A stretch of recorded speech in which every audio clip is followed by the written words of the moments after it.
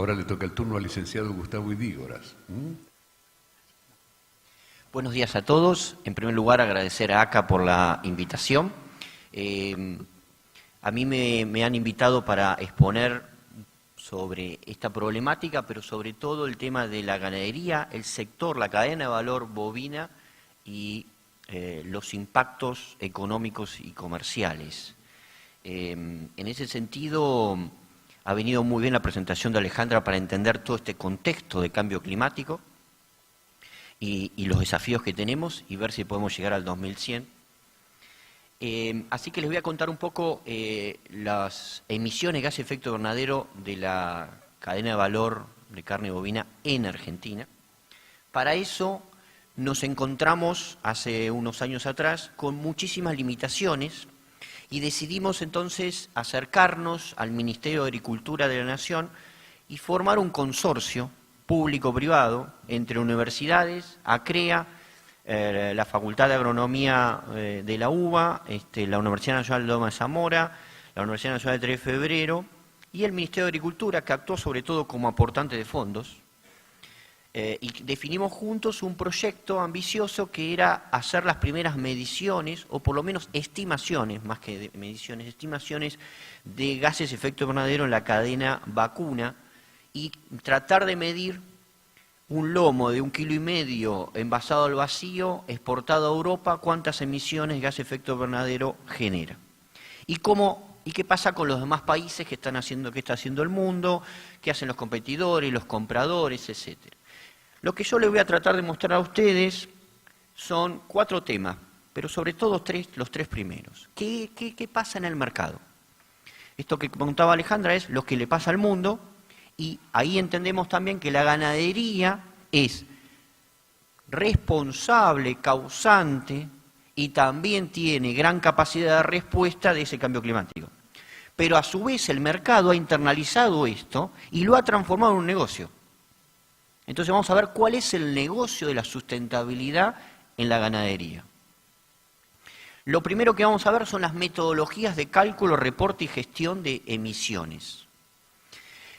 Luego vamos a ver qué están pasando a nivel de requisitos, llamados estándares, públicos y privados, de los gobiernos y de los compradores, en los principales mercados de exportación de la carne vacuna de Argentina. Finalmente, qué hacen los países competidores para ver dónde estamos parados. Y por último, les voy a mostrar algo que todavía no está terminado, que lo lleva adelante el equipo de ACREA, que son los primeros reportes de relevamiento de emisiones en los sistemas productivos argentinos, incluyendo la industria frigorífica. En primer lugar, quiero comentarles que hay, como este tema está de moda, como dijo Alejandra, hay una voracidad de generar metodologías de cálculo, reporte y gestión. Todos quieren ver quién se va a imponer en esto. Por lo tanto, tenemos metodologías de ciclo de vida, el análisis completo del producto, desde sus insumos hasta su consumo, desecho y reciclaje. Luego hay metodologías de lo que se denomina huella de carbono corporativa, ahora vamos a ver un poco más en detalle. Hay metodologías de la norma ISO que tienen reconocimiento internacional. La huella de carbono corporativa sería, por ejemplo, ustedes tienen un establecimiento ganadero y hacen un análisis ciclo de vida de todos los productos que comercializan. Un análisis ciclo de vida de carbono producto, huella de carbono producto, es únicamente de la carne vacuna, no de la leche, por ejemplo, si tuviesen algún planteo mixto. Bien, hay muchas metodologías, los americanos han decidido avanzar con lo que se llama el GHG Protocol, los privados en Europa sobre todo han trabajado, los ingleses que han liderado este tema han generado un estándar muy adoptado por las cadenas de retailers de supermercados, la Comisión Europea también, a nivel de productos también los ingleses. Como los ingleses estaban avanzando mucho, los franceses no querían quedarse atrás y decidieron también tener su propio estándar, que tiene puntos conflictivos. Los americanos también tienen el suyo, sobre todo adoptado por Walmart. Luego estuvieron los japoneses, una vez más la Comisión Europea, y finalmente la norma ISO, que intentó tratar de darle cierta armonización a toda esta cantidad de metodologías que había hasta el año pasado, hasta que en un momento se agotaron porque los países no se pusieron de acuerdo. La Argentina bloqueó esa negociación, junto con la India y China, pero sobre todo nuestro país. Y así que terminó norma técnica. Es decir, que hoy por hoy, si uno tomase la decisión como productor ganadero o industria frigorífica de qué metodología adoptar, no tendría una única metodología validada por el mercado.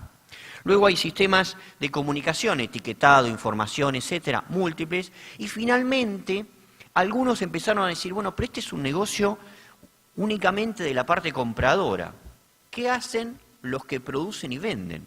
Y es así que empezaron a generar plataformas de armonización, que es la Envy Food, que es una plataforma en Europa, donde está Danone, Nestlé, Unilever, grandes empresas de productos cárnicos, tratando de decir, bueno, nosotros adherimos a una serie de principios básicos para tratar de establecer metodologías, y la FBSMRS es la similar, pero en Estados Unidos, con empresas sobre todo de origen americano. Hoy por hoy tenemos un caos en metodología. Entonces, cuando uno quiere avanzar sobre el tema, sobre todo el concepto de huella de carbono, tiene que tratar de ver a quién le quiere vender. El segundo concepto de este caos metodológico tiene que ver con el alcance de lo que uno quiere reportar. En ese tema hay tres tipos de alcance. Esto se basa en el concepto, como hoy comentaba Alejandra, del IPCC. Y hay tres posibilidades. Uno puede trabajar en el alcance 1, es decir, toda la energía propia directa de su producción. En el alcance 2, todas las emisiones indirectas, pero que están muy vinculadas con la producción, la compra de energía, por ejemplo, del sistema eléctrico nacional. Y luego trabaja las emisiones indirectas de alcance 3, que ya tiene que ver también con el transporte, con las emisiones de los terceros que generan hasta el punto final de venta. Uno debe elegir hasta dónde llegar cuando hace ese reporte de emisiones o este inventario de emisiones. Ahora bien, en el mercado nadie sabe hasta dónde uno llegó. Uno puede poner, y vamos a ver luego en etiquetas, distintos valores que no necesariamente son comparables, con lo cual hay cierta trampa comercial para ver quién emite menos sobre la base de hasta dónde llego a reportar emisiones. Decidimos analizar a dónde le vendemos carne y a dónde le vendíamos carne, y sobre todo nos concentramos en el mercado europeo y también en el mercado ruso, y tomamos el mercado americano como expectativa de apertura. De hecho, esta semana hubo una muy buena reunión bilateral entre el gobierno argentino y el gobierno americano, y está el gobierno americano a punto de publicar el borrador de norma para reabrir las exportaciones de carne de la Argentina, que esperemos que se produzca el próximo año. Así que tomamos estos tres mercados y dijimos, bueno, ¿qué piden esos mercados desde el punto de vista gubernamental y privado? Y ahí nos fuimos a ver lo que piden los compradores, y ahí nos concentramos en los retailers.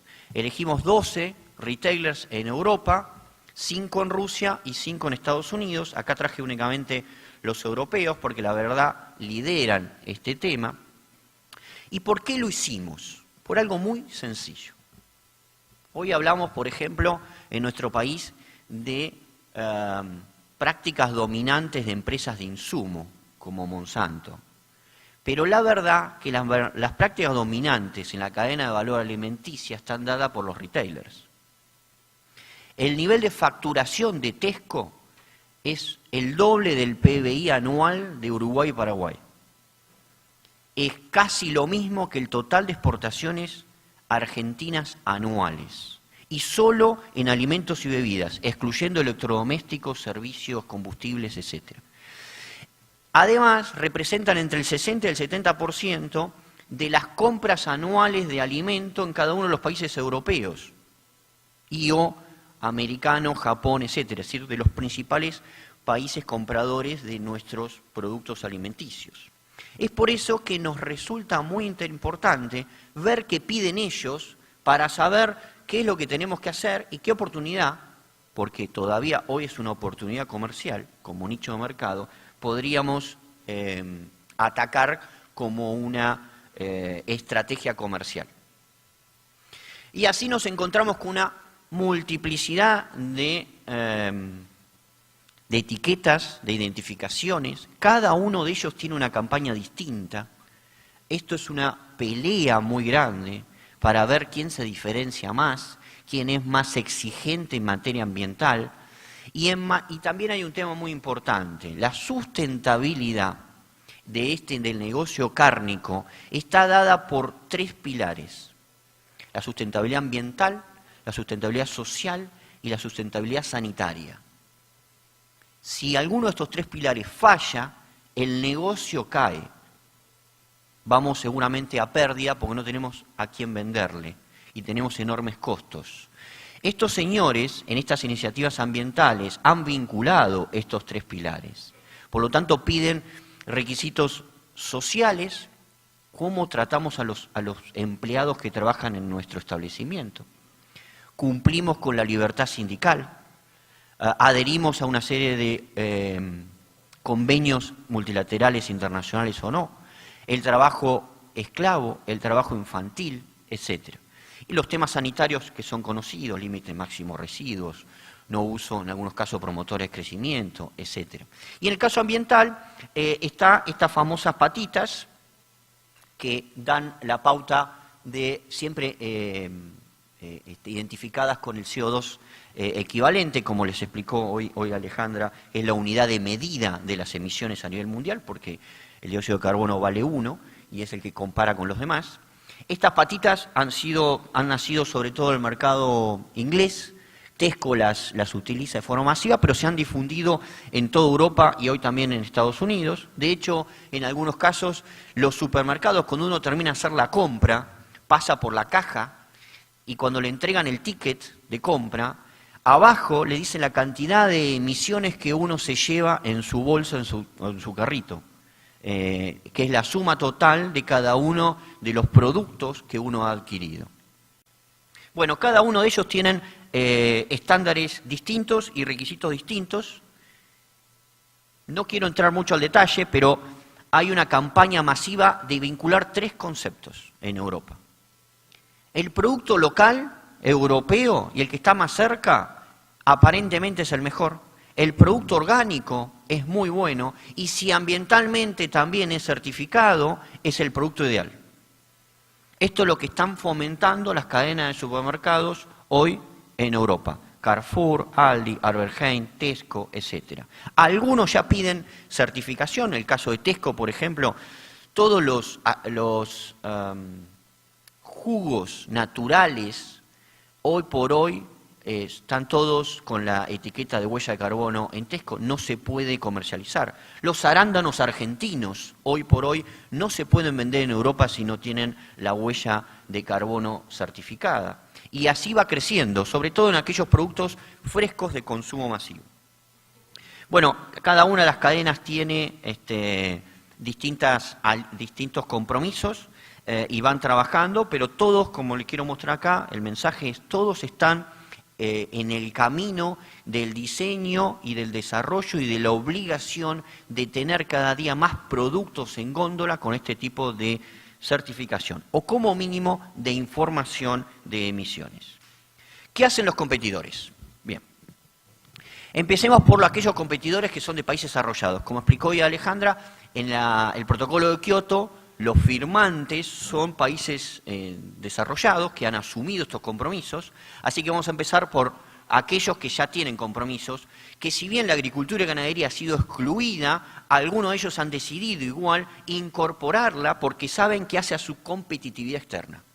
Y acá tomamos Australia y Nueva Zelanda, en donde en el total de las emisiones del sector agropecuario, el inventario nacional, la Argentina está haciendo su tercer inventario nacional en este momento, vamos a ver el resultado final que nos da sobre ganadería y en agricultura. El 14.6% son emisiones derivadas del sector agropecuario y bueno, la fermentación entérica es una de las principales fuentes de emisiones, cercana al 70%. Tienen mecanismos nacionales de precio de bonos de carbono y han trabajado iniciativas específicas para el sector ganadero y para el sector agropecuario, para incentivarlos, pero a su vez han generado metodologías propias. Es decir, aparte de las metodologías que vimos del mercado comprador, los países vendedores también tienen sus propias metodologías, que a veces entran en contradicción, pero en general lo que hacen es elegir los mercados principales compradores y hacer un mix de esas metodologías, por lo tanto tener multiplicidad de acceso a mercados. El caso de Nueva Zelanda también. Nueva Zelanda ha tomado la decisión de liderar el concepto de marketing verde de la ganadería. Va a todos los países del mundo, invierte muchísimos recursos humanos y financieros para recorrer el mundo vendiendo el concepto de Nueva Zelanda, una ganadería verde. Y es así como, ¿por qué? Por una sencilla razón. Fíjense que la agricultura en general, como término genérico, incluye la ganadería, pero sobre todo la ganadería, representa casi el 50% de las emisiones de inventario nacional de Nueva Zelanda. Es decir, que ellos deben trabajar fuertemente, tienen una intensa investigación, han creado un grupo muy interesante a nivel mundial, que es la Alianza Global, donde la Argentina forma parte de esa alianza global. La idea es que los países exportadores generen datos que luego puedan discutir en los foros internacionales, pero también con los compradores, para derribar algunos mitos. Hoy tenemos un mito instalado muy fuerte, Alejandra se los contó, que es que la FAO salió a decir al mundo a través de un documento muy conocido que la ganadería es la principal responsable de las emisiones a nivel mundial de todo el sector agropecuario, a nivel global. Y lo ha mostrado, Alejandra le mostró los datos. Es decir, que hay que rebatir bibliografía y visión internacional de que la ganadería es dañina al ambiente. ¿Qué pasa con los otros países más cercanos de nuestra región? Ahí tenemos el caso de Brasil. Brasil decidió tomar compromisos voluntarios, por varias razones, sobre todo porque todo el mundo le criticaba lo que estaba haciendo el Amazonas, cómo crecía la agricultura y la ganadería a través de la deforestación. Por lo tanto, tomó esto, y en segundo lugar, porque el 80% de las emisiones anuales de inventario se derivan de, o se originan, mejor dicho, de la agricultura y la ganadería. Es así como adoptó un criterio, el GHG Protocol, es decir, la metodología norteamericana la adoptó, y la ha llevado hoy a programas voluntarios de emisiones, y grupos muy conocidos en Argentina que tienen frigoríficos en nuestro país, como es Marfrig o BRF Brasil, que también está en avicultura, han empezado a publicar sus emisiones anuales. Hay un grupo de trabajo de pecuarios sustentables, una mesa privada, el sector privado en Brasil también ha decidido tomar el liderazgo, pero finalmente el gobierno creó un programa muy interesante que es la agricultura de bajo carbono, sobre todo basado en el sistema de financiamiento. Aquel que quiere hacer prácticas agrícolas y ganaderas sustentables tendrá créditos baratos. Y el total de subsidio está estimado en 3.400 millones de dólares por año en Brasil. Una diferencia interesante y que hace a la visión de futuro que tiene el agronegocio. Uruguay, un país chiquito pero muy exportador, viene trabajando y se alió a Nueva Zelanda. Dijo, Uruguay es la Nueva Zelanda de América y vamos a trabajar de la misma manera, y están trabajando de manera muy fuerte en la difusión y en el reglamento de datos. Acá algunos ejemplos de cómo se están trabajando, cuáles son los grupos que están haciendo este trabajo y cómo cierra esta situación internacional. Hoy por hoy el mercado no demanda la obligación de certificar, pero sí demanda la necesidad de reportar emisiones. Por lo tanto, es muy importante tomar la responsabilidad como sector y como empresas para empezar a reportar emisiones. Es ahí donde empezamos a trabajar nosotros en qué podíamos hacer. Hicimos una serie de estimaciones ante diferentes escenarios productivos. Lo que hizo ACREA fue dividir el país en sistemas productivos de acuerdo a las distintas regiones, a los sistemas ganaderos típicos de cada una de las regiones, aplicar la metodología del IPCC, y nos encontramos con que en el total de emisiones de la cadena de valor bovina en Argentina, más del 90% se originan en la producción, en la cría y en la invernada. Una participación menor, cercana al 5% en la industria, y muy baja en transporte, es decir, el transporte del ganado ya sea de campo de cría invernada o de ciclo completo a faena, esto se hizo hasta el punto de salida del frigorífico, no llegamos a la exportación, que es la próxima etapa, es decir, que lo hacemos únicamente hasta la depostada, pero fíjense la enorme responsabilidad sobre el total de emisiones que tiene la parte productiva. Tomamos 3 escenarios y dijimos, ¿qué pasaría si seguimos igual hoy con la ganadería? Hoy por hoy, como estamos, como el nivel de peso de faena que tenemos, el nivel de productividad y eficiencia que tenemos, etcétera. El segundo escenario, un escenario pesimista, si fuéramos hacia abajo. Y el tercero, un escenario positivo, si exportáramos 680.000 toneladas, si aumentáramos el stock a 56 millones de cabezas, si tuviéramos más eficiencia productiva, ¿qué pasaría? Bueno, la industria tiene como principal fuente de emisión los efluentes, luego el gas natural y por último la energía eléctrica. El transporte de hacienda, sobre todo en la parte de invernada faena, es el principal responsable, pero como le dije es menor, con lo cual no tiene sentido trabajar en ese tema. Y las emisiones totales por los escenarios, acá sumando producción, transporte e industria, muestran que incrementaríamos la cantidad de emisiones si aumentamos la producción. Más stock, más emisiones. Sin embargo, coincido plenamente con Alejandra, el objetivo es trabajar en la intensidad de emisiones. ¿Y cuál es el objetivo general? Si uno trabaja en intensidad de emisiones, es decir, aumenta la producción, pero es mucho más eficiente, fíjense cómo empezamos a reducir emisiones en el sector. Sobre el escenario tendencial, la situación actual, o el escenario peor, si aumentamos producción, exportamos más, vamos a reducir la intensidad de emisiones.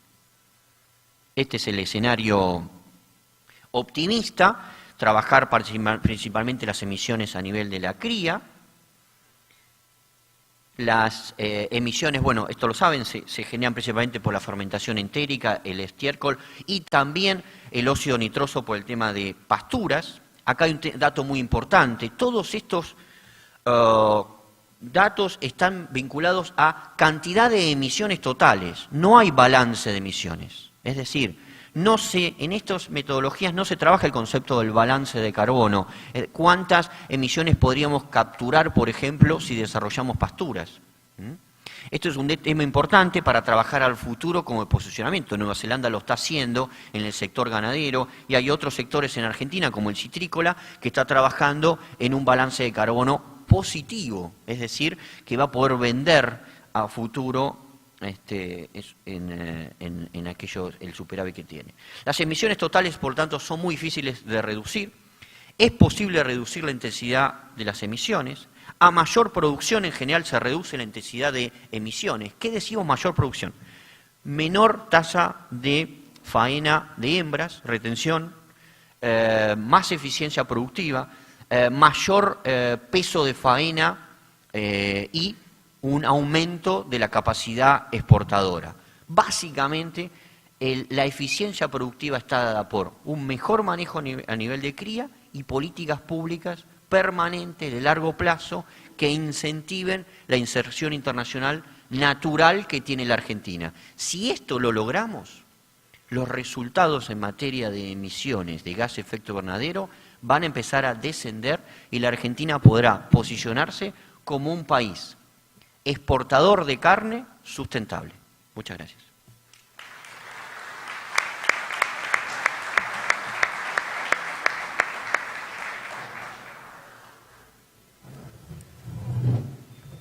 Bueno, muchas gracias a los dos disertantes, a Alejandra y Gustavo.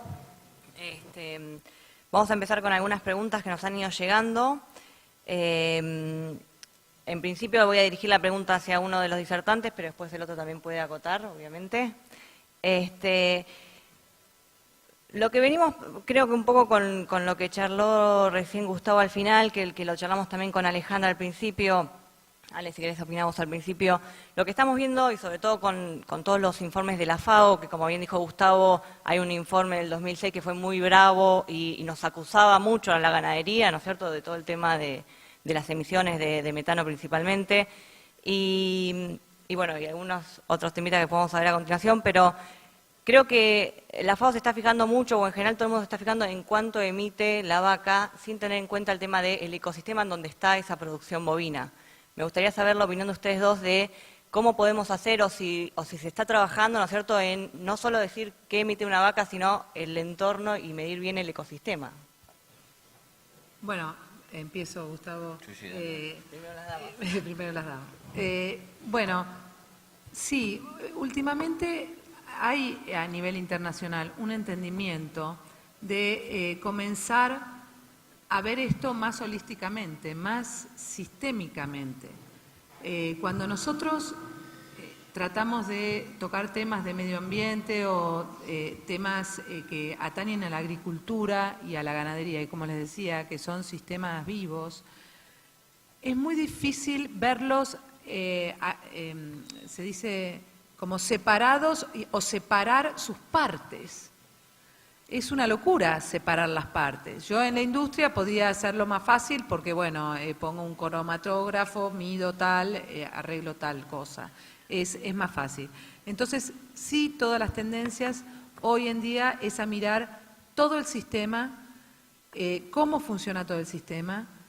No solamente vamos a ir por la reducción de emisiones, porque eso tampoco me sirve solamente ser eficiente en de cara al cambio climático. Hay otros temas ambientales que hay que ver, y ya que voy a ajustarme el cinturón haciendo un montón de cambios y arreglos, cambios sobre todo en las tradiciones y en la cultura, vamos por todo, vamos por mejorar el sistema.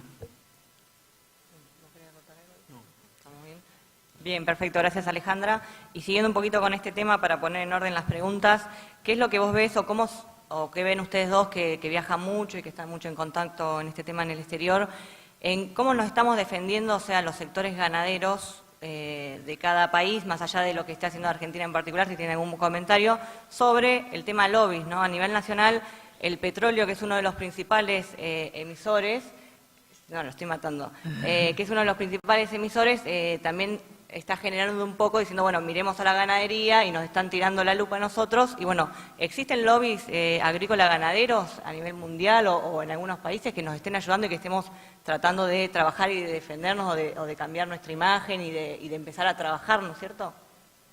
¿Cómo estamos? La situación es preocupante. Nosotros no estamos haciendo nada. Clarito. Nosotros siempre actuamos como free rider. ¿Qué significa esto? Nos beneficiamos de la gestión de otro. Históricamente, ¿por qué producimos soja? Producimos soja porque un día, hace 20 años atrás, Europa se sentó con Estados Unidos y Estados Unidos lo forzó a erradicar la soja de Europa porque si no le firmaba la ronda de Uruguay de la Organización Mundial de Comercio. Hicieron ese acuerdo, a cambio Estados Unidos le dio otras cosas, lo que llamó el acuerdo de Blair House, y Europa dijo, le voy a comprar soja, harina de soja sobre todo, a Estados Unidos. Estados Unidos dijo, excelente, tengo un gran negocio, voy a vender 20 millones de toneladas por año, voy a industrializar la soja, y apareció Monsanto, le aprobó la soja Roundup Ready, apareció DuPont, Dow, etcétera, aprobaron otras variedades de soja transgénica, y los europeos dijeron, no te puedo comprar porque yo no las acepto. Ahí la Argentina dijo, yo tengo lo mismo, pero no apruebo si no apruebo Europa. Y por eso nos dedicamos a la soja y a la harina. Es decir, que hicieron la gestión lo demás, nos beneficiamos nosotros. Ahora, y esto hay varios ejemplos igual, ahora estamos esperando lo mismo, que Australia, Nueva Zelanda, Estados Unidos convenzan a Europa que está, y me olvidé de decirlo, para el 2018 va a ser obligatoria la huella ambiental para todos los alimentos y bebidas que ingresen a Europa. Está terminando de escribir esa norma. Estamos pensando que ellos van a hacer la gestión, la negociación, y que nosotros nos vamos a aprovechar de eso. Pero estamos haciendo muy poco. A nivel interno tenemos falencias. No tenemos investigación, muy pocos grupos de investigación serios, muy pocos, hay algunos que son muy buenos, tenemos muy buenos recursos humanos y tenemos un sistema productivo que le tenemos que sacar beneficios. Ahora, tenemos que convencernos de que esto es parte del negocio ganadero. Si no lo entendemos como parte del negocio ganadero, vamos a seguir esperando que los demás nos resuelvan el problema. Les cuento mi vivencia personal habiendo trabajado muchos años y representando a la Argentina ante la Unión Europea. El lobby ganadero europeo contra la Argentina y Brasil es cotidiano, es nefasto. Todos los días se están generando el concepto de que la deforestación es culpa de la agricultura y la ganadería, de que el cambio climático y el aumento de temperatura se debe a la agricultura y la ganadería del Mercosur, y que nosotros maltratamos al peón rural, no le pagamos, tenemos niños trabajando en el campo, contaminamos nuestras aguas, las escuelas rurales, etcétera, etcétera. Por lo tanto, esa es la visión que tienen de nosotros. ¿Y qué piden a cambio? Ciérrenle el mercado. No dejen que Argentina y Brasil vendan una sola tonelada más de carne. Y si no, pidan requisitos adicionales. La huella de carbono de esos países debe ser obligatoria. Ningún producto puede ingresar si no tiene la huella de carbono. A ellos te van a pedir lo mismo, pero a ellos lo van a subsidiar. Le van a dar dinero para hacerlo. De hecho, ya están, la política agrícola europea es parte de eso. Nosotros no tenemos recursos internos, no tenemos financiamiento. Brasil pone 3.400 millones de dólares por año en este tema. Nosotros nada. Nosotros estamos esperando que el mercado lo torne obligatorio para hacer algo, pero cuando lo adoptemos los costos van a ser muy grandes. El tema de los lobbies es un tema tan viejo como la humanidad. Acá se están discutiendo estrategias futuras de mitigación, de cómo vamos a combatir esto, y se están definiendo quién va a pagar qué. Y si yo como sector me tengo que defender, haría lo que hacen antes de trabajar en agricultura. En agricultura yo trabajaba hace muchos años atrás, cuando empecé con esto de las emisiones en la industria del petróleo y del gas. Y ya por fines del siglo pasado, principios de este siglo, estos tipos ya tenían departamentos armados de cambio climático. Cuando yo me voy con los agricultores, que trabajé con un trader importante durante 10 años, a mí me parecía que estos agricultores eran re ineficientes al lado de lo que yo veía en la industria del petróleo. De hecho, armaron un grupete en el cual yo pertenecía, de cambio climático, que lo acaban de desactivar hace 3 meses. Entonces, cuando vos, por otro lado, los lobbies y los sistemas y los equipos dentro de la industria del petróleo siguen muy, muy activos. Entonces, esto es fácil, esto es como defenderse, esto es una guerra de negociación, de a ver qué postura vamos a tomar y hasta dónde nos vamos a dejar, y hasta dónde vamos a decir no. Pero para eso nos tenemos que ordenar. Primero aprender, segundo ordenar y nuclear.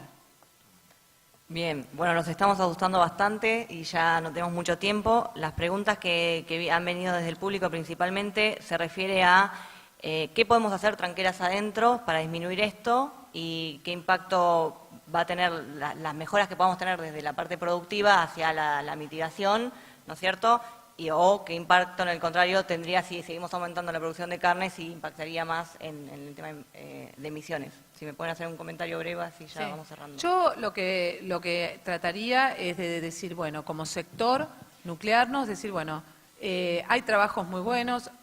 En el 2013 la FAO volvió a alargar un trabajo que se llama Ganadería y Cambio Climático. Ahí hay datos muy, muy ciertos, se los recomiendo, vayan a leer, porque cada sector es bastante técnico, está estipulado la capacidad de mitigación, etcétera, etcétera.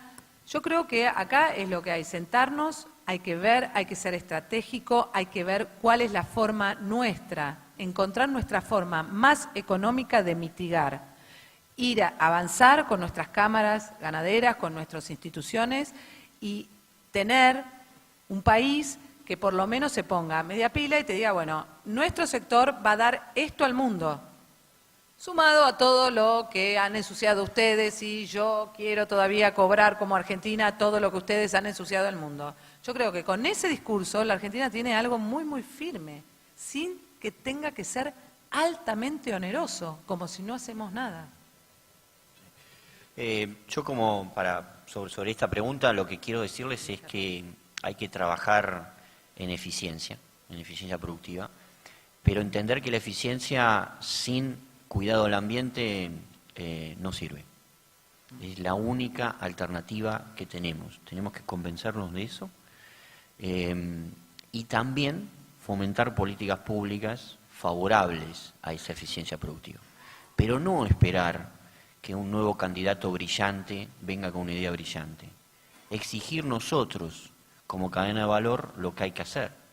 En Australia y Nueva Zelanda, solamente tomo esos dos ejemplos, las decisiones de la política ganadera y de los institutos que promueven y que investigan y que desarrollan y que financian, están siempre presididos por ganaderos y el Estado es uno más.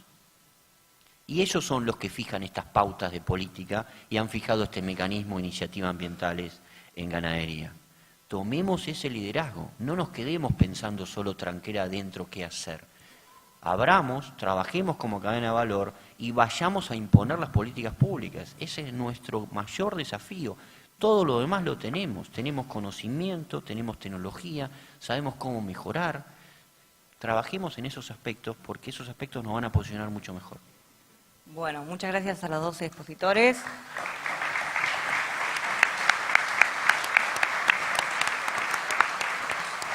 Bueno, y para todas las preguntas sobre qué hacer tranqueras adentro y además la buena noticia es que en Argentina hay mucha gente como ellos dos que sabe del tema y que está trabajando mucho. Y lo otro muy importante me parece aquí es que ACA ha tomado este tema como algo importante y primordial y ya está trabajando para poder después bajar tecnologías y sugerencias para todos ustedes, así que vamos a estar desde ACA, desde todos los departamentos, pudiendo ayudarlos, digamos, ¿no? Gracias.